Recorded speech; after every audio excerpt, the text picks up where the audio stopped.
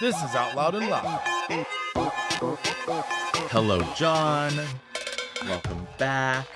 I am excited because I am not only talking to John today, because I talk to him all the time, and who needs to talk to John 101, when we have Gigi Hawkins joining the chat today, which we're super excited about. She is producer, writer, all the things in Hollywood right now.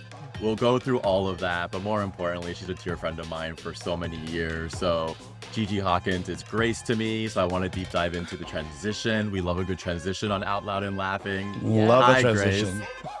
Hi, thank you so much for having me, you guys. Oh, we're so thrilled. I have to tell you really quick because I'm so interested to hear how you went from Grace to Gigi.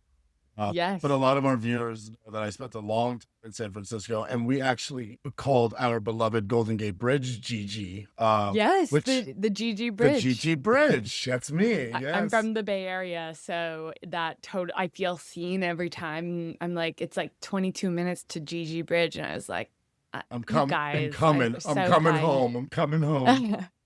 Well, it's funny because, Brian, I met you when I was working in, actually my first ad sales job was under, I wasn't under you, but I was like still, you were the mentor. You were like the daddy of the group who was teaching us everything we needed to know.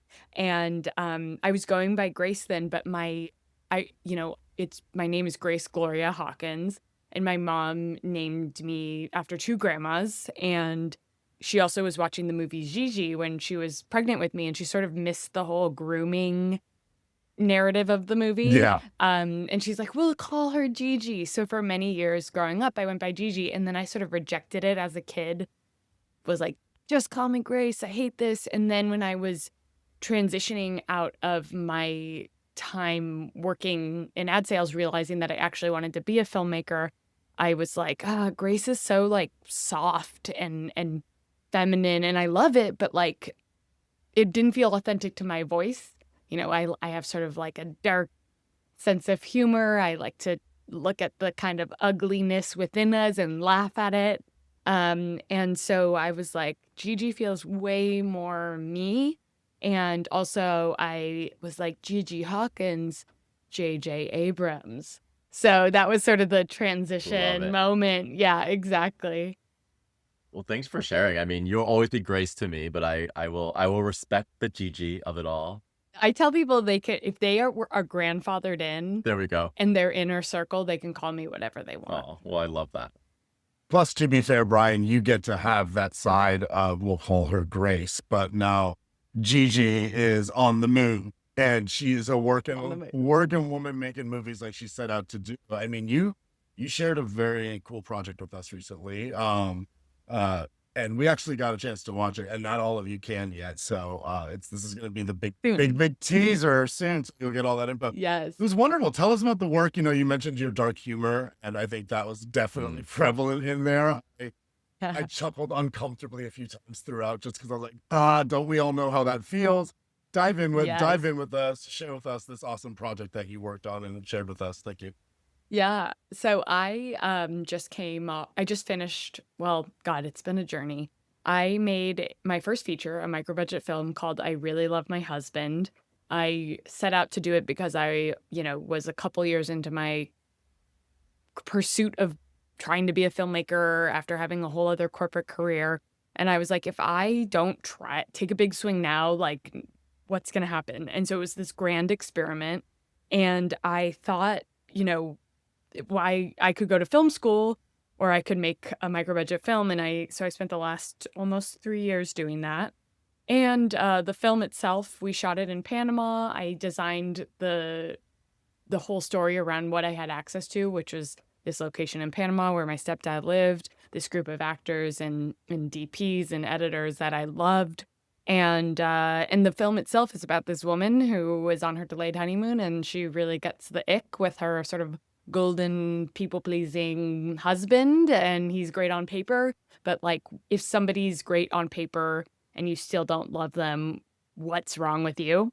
And in her case, she does everything but the work, and she says, let's seduce the rental host at our little Airbnb. And so it's sort of a pursuit of a threesome movie. It was so good. First of all, such a crush on Drew, Travis Yeah, Quentin right. Young. I was like, Yes. Gigi, Yeah, show him more shirtless, please. yeah. Yum He's to got, yum my yum. Yum yum yum. yes, yum, yum.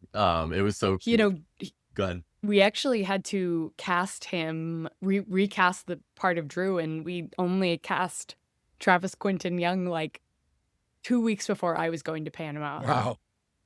Yeah. So it was, and I guess he was about to quit acting by the time that he auditioned. He almost did an audition, and then his girlfriend was like, just audition. And it was one of the first tapes that I saw, and I was like, oh, we'll find a Drew. This guy like could be a Drew. And then he just had this amazing audition in person when we were doing our final chemistry reads. He was out of town leading up to that, and there was something about how he was reacting and how he was present and how he had this like walked the line of being like so like adorable, but there was something about him that could also just be like getting under your skin. And we needed that because Teresa, our main gal, is on this journey. And God, it's very interesting. Like a lot of people have a difficult time with a difficult woman, but you know, we have so many narratives of like straight white dudes just, you know, being in under existential crisis for no reason, like American Beauty, to name one. Yeah. I'm like, we can do that too. We can do that too. The irony that turned out to be Kevin Spacey, though. I mean, I know. Oh my gosh. Yeah. you Yikes. didn't hear it here first. I'll tell you that much.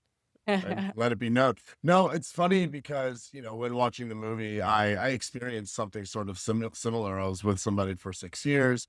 We were engaged. The relationship sort of started to get, you know, like the way you put it, that ick factor. Sometimes, you know, people can work through that, and sometimes like you can't. And we tried the three, we tried the third, we tried to add, we tried to subtract, you know, and you know, Paz, who played sort of the seducer in the movie, sort of this like, think of her as like the super eclectic, like I almost saw her as what's the word I'm looking for when you could be like man or woman, like Non-binary. androgynous, non-binary, sure, right? Like she sort of had this energy, masculine, feminine energy that would shift in and out. All in all, I mean, just as like talking about seduction and like this relationship that I endear, like it was just like it makes you think about like who you are and how do you show up in your relationship. Are you the person who's always pleasing, or are you the person always asking? And like, what's the balance like? And that's what I found when like sort of like checking in with myself, like where do I sit on this balance of you Yes. know? I appreciate you sharing about like your own experience. And I think I have been the Teresa, I have been the Drew, I have been the Paz. And when we were casting Paz, I actually cast the character open because I was like, I don't know what gender they are. And we ended up working with Arta G, who is a Balenciaga model. And they have this like chemistry and charisma and calmness, and everyone who meets them falls in love with them.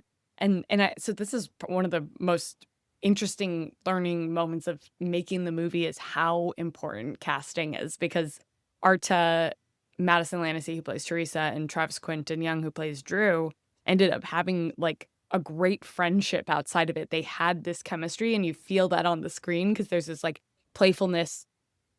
They truly are like the Three Musketeers. That's what we call them. It was, yeah, I mean, you did a really good job with casting. I found that all three of them really worked. I also really enjoyed Kiki, Gigi.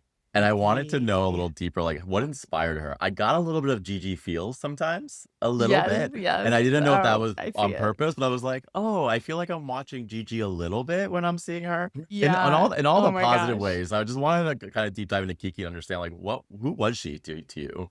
Yeah.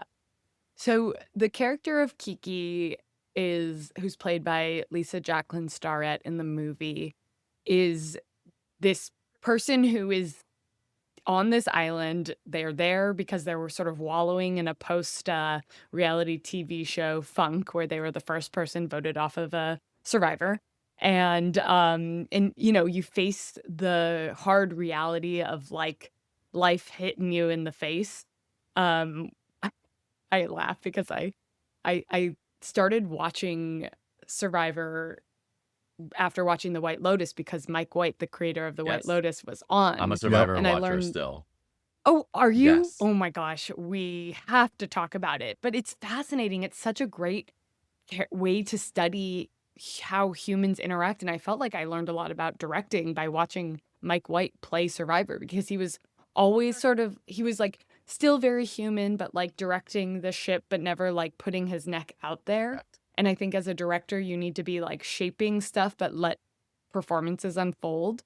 And Lisa Jacqueline Starrett actually was one of the first people who came in and auditioned, and they were so compelling that they stuck through the whole process, and we kept bringing them in for chemistry reads. Especially, we couldn't cast Kiki until we cast Paz, then we cast Artaji, and then we had to recast Rue, and we kept bringing Lisa in, and there was something about them that was so compelling and so human.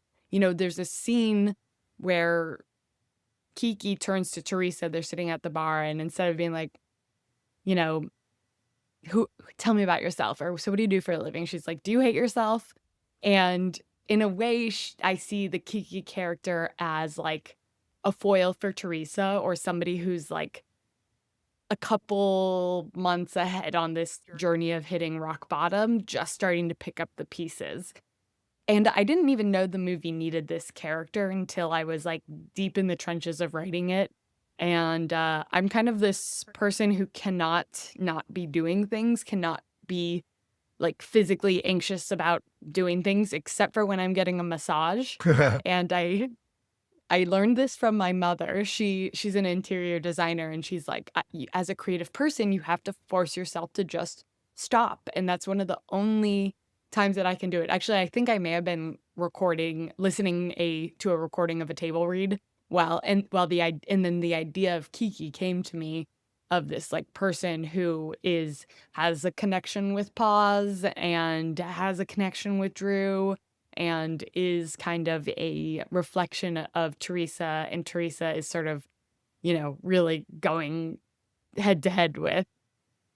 She was also like right when I thought I knew what was happening, like Kiki like sort of shows up, and I'm just like, oh, okay, well, who's okay. And like we've all been in that situation too, where it's like, well, you start to create all these sort of sub narratives, like, well, maybe he can go with her, or she can go with him, or she can go with her, or he can go with Exactly. him. Like you never know where things are gonna like evolve to. And I don't know, Kiki was giving me some, we play on our pod, we play Is It Gay?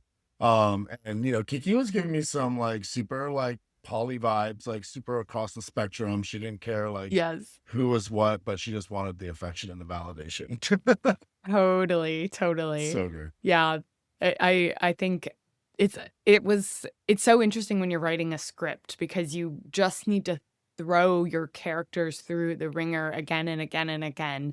And there's a hookup that happens towards the end of the movie, and it's actually originally I had the Teresa character be the person who is doing that, but Teresa's our protagonist. We actually need to throw her under the bus again and again and again, and it was Madison's idea to kind of shift that in a way, so we could watch them wallow or watch them struggle, and that is what makes a movie good. And so Kiki was also, another boulder to throw their way right as they think they're about to get what they want.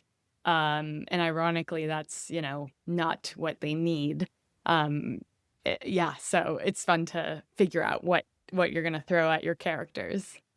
Yeah, I completely agree. And, I wanted you to plug like where people can watch this and when it's coming out, Sure. because I wanted to jump into like kind of what's next, but I want to make sure we give the respect to this movie and make sure people know where to watch it. Because John and I think I've watched it like twice each, so like it's great. You guys, everyone should be running to the theater. You to guys watch have this. the secret link. Yes. Yes, we did. So the movie we premiered at South by Southwest. We've done a festival run. We've won Best First Feature at Chattanooga, Best Feature at the Female Eye Festival in Toronto. And now it's coming out on Amazon and Apple, so you can rent it or buy it on Amazon. And the entire, film is will be live on November 4th, which is very soon. Yeah. It'll be a birthday present to me. My birthday's November 2nd. Thank you so much. Are you kidding? For all your Happy hard birthday. work. Yes. You get to just watch the link unlimited. You don't have to pay for anything. That's right. Well, thank you for that too. You're right. We feel loved. Okay, so it's interesting for me because like you said, we started where you were in ad sales. Then I know you moved back to California. You're working in the podcast world for a little bit. And then you transitioned into directing and writing. So you're literally my EGOT. So what's next? Oh, love that. Oh, well, can I give a shout out to Brian, who had one of the most important mentor moments of my entire life. You changed my life, and we can cut this if we need to. Let's spill it. No, put it. I love this. So when I was working at Google and I had moved to this team that was like working to sell, like basically get brands on board that were spending a lot of money with TV on YouTube. And I was fascinated by the idea of getting closer to storytelling through video or film. And so that was what drew me to that. Plus I was dating somebody in New York, and like I came to this team and I knew nothing about sales or anything. I was there for 6 months. We bonded, we had a connection, and then I met somebody else just randomly, and she was like, come work for my team at the Wall Street Journal, and I'm going to give you an account executive role.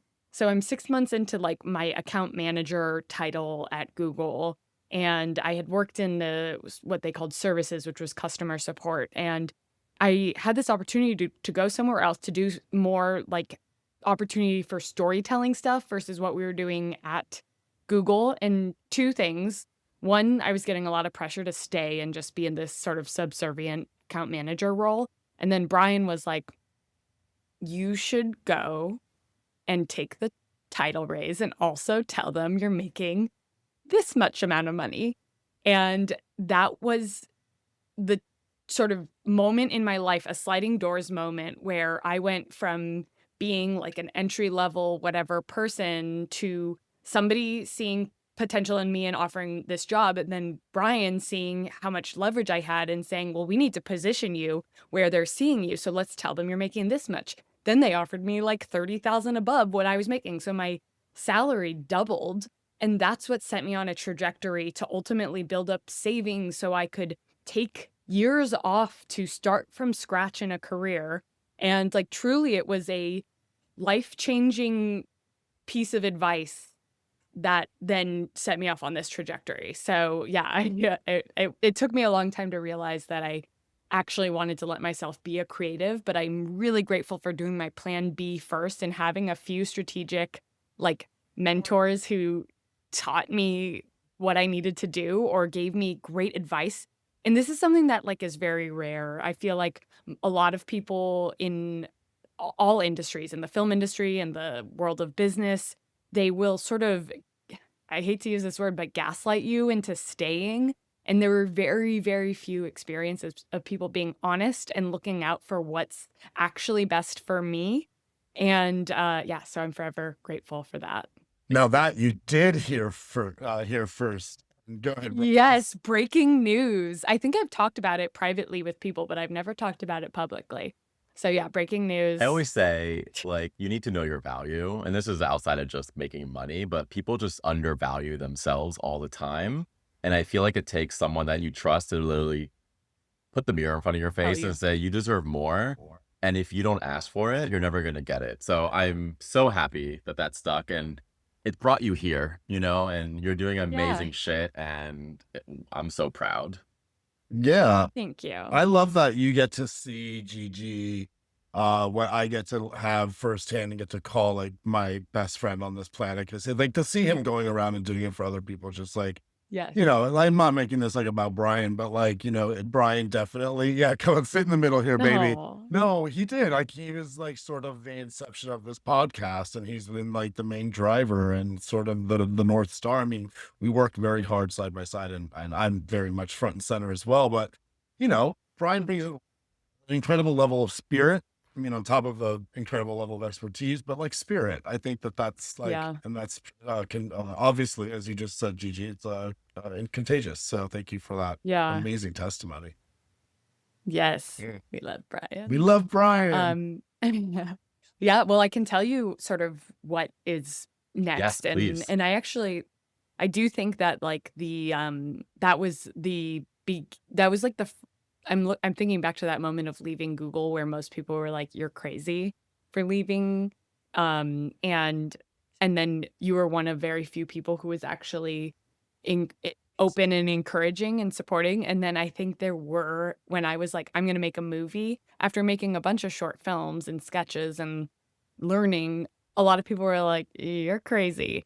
But that, knowing that things had worked out when I've taken these like quantum leaps, if you will, and bet on myself, it builds on itself. And, even if things don't work out and it's a spectacular failure, which I don't feel like I've had that quite yet, like things fall into place and good things happen and you learn. So that's kind of been my mindset moving forward. And going into this next phase, I have this micro budget under my belt. And it's great because it opens doors. I can say I've made a feature so people like take me seriously in a way. And people do connect with the movie, so I'm really proud of it. But it's still not like, hey, welcome to Hollywood. Let us roll out the red carpet and here's your water bottle tour. It's still a fight and a constant, like, you have to be justifying to yourself to everyone and creating your own opportunities. And I'm trying to see this as a marathon. I think my expectations are so low, and after so many years working in advertising sales where it's all about building relationships and all about like understanding that it's a numbers game and like you have to nurture all these little flames over the course of many, many years, and then suddenly one of them will be a firework, and like that's kind of how I'm approaching my career. But there have been like some really exciting things happening. So one project of mine that I actually wrote before I wrote I Really Love My Husband is about the highest stakes of female friendship. These two women who are co-founders of a company and they're best friends, and they are trying to sell their company, and they meet a buyer and sort of are flown out to be wined and dined in some beautiful villa in insert anywhere we can get a great villa and tax incentive.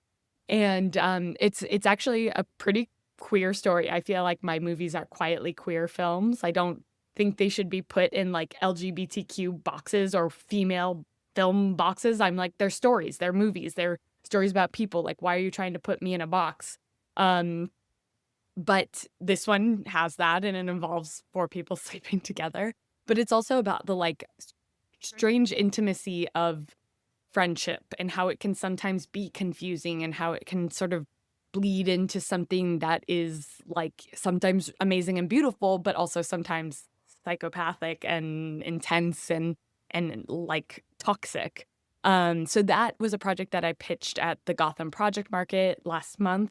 Actually, I guess this month, it was in October, and it's now out to producers. A couple have raised their hands, and it would be a project that is taken out in a way and would need to have a full budget to support it. It would probably be it's still in the low budget, sub $5 million range, but it's not like I would be paid to direct it, which would be really, really nice. And then on the flip side, I do think that I have another micro budget in me, where I would do a similar process like I did with I Really Love My Husband, build around people that I want to work with, actors that I can workshop the material with and really make it specific to their voices. Only this time I will have one role that is for insert a celebrity man here who will get it off the ground, and maybe it's Dylan O'Brien or I don't know, and we'll shoot him out in 2 days and then we'll move on, because again, like the industry is fickle and you have to make a product. You can make art, but it also has to be a viable product if you want to have it have a life. Like I can say this because I am not a name in the industry, and the actors that I'm with are not, in the eyes of the industry, named talent or stars in the traditional way. I think they all are going to be, but we have to create something that people will want, and right now people want recognizable names. So I want to create something that I have control over. I'm raising the money for myself like I did before, and also something that creates an opportunity for us to be forced in the door a little bit and be considered, because a lot of, like, Netflix didn't even watch our movie or consider buying it. They said, well, there's no stars in it, so why would we watch this? We got some really, really like nice feedback from, other production companies. We ended up finding a distributor, which was amazing, and also a huge success. But yeah, it now I want to make it undeniable. Yeah, thank you for sharing. It's the one thing that I've always known about you is just your grit. And that this goes for anyone that has it. Like, if you have grit, you'll be successful. And, especially with what you're doing, like, for every 9 no's, you're looking for that one yes, and you're hunting. And I love that. Yeah. And thank you for sharing how not only everyone thinks all about the glamour of movies and all of this, but there's a lot of fucking work that goes into this, and a lot of it is not Yeah. fun. And people don't even talk about Yeah. that. So thank you for sharing. Of course, yeah, it's a rough business, but I think because I'm like, oh my God, we get to be doing this, and it's funny. I do feel like I have grit, and I think people are. It's a little disarming because I'm like a bubbly Kiki type. You guys have to watch the film to understand who Kiki is. Like, I think people assume I'm sort of like a space cadet or a little ditzy or goofy, but then I kind of like just put the products speak for itself, the results speak for itself, the numbers speak for themselves.